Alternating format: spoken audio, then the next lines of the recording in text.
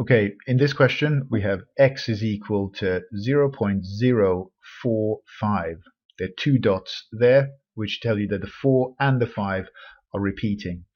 And the question says prove algebraically, so we need to use algebra, that x can be written as 1 over 22. This is a standard question. This is a question that requires us to change a number in recurring decimal form to a fraction, and there's a set way to do this. We're going to start off by saying make x equal 0.045 with the dots above the 4 and the 5. So this is basically what the question told us. I'm going to times both sides by 10, and the reason I'm timesing by 10 is that there's just one gap in front of the recurring number. So if I times by 10, I'll pull this forward, I'll get 10x is equal to 0.45 with the dots above the 4 and the 5, 4 and 5 recurring.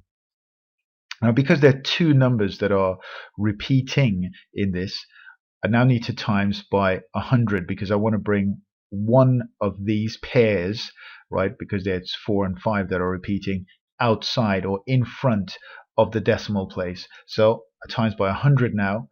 Think about this carefully.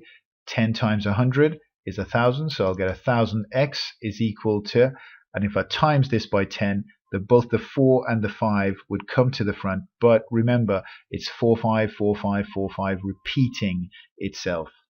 Okay, now this is really important that I get to this stage because I want to do a subtraction in every single question in order to get rid of the decimals, right? And if I did a subtraction here, I'd be taking away 0.45 repeating, right? The decimals would cancel each other out. I'd basically say 45 take away 0 is 45, right? So in my next line, I'll get 1,000 take away 10, 990, x, and 45 on this side. Remember, I'm doing 45 take away 0 is 45 because the decimals cancel each other out. And I'm also doing the bottom line take away the top line. So let's just do this once again. 1,000 take away 10 is 990. 45 take away 0 is 45.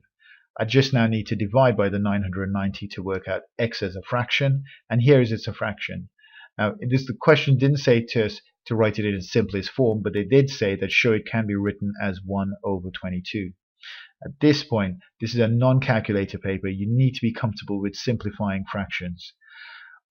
5 could obviously go into both of these numbers. 5 could go into 45.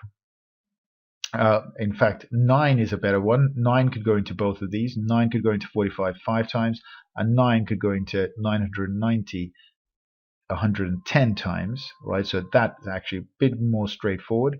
And 5 could go into both of these. 5 could go into 5 once. And how many 5 go into 110? 5, there are 20 5s in 100. And so 110, that means there are 22 5s in 110. And here's the result that they wanted.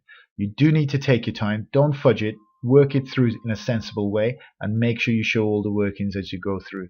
You are very likely to get a question like this in your exam. Very popular these are.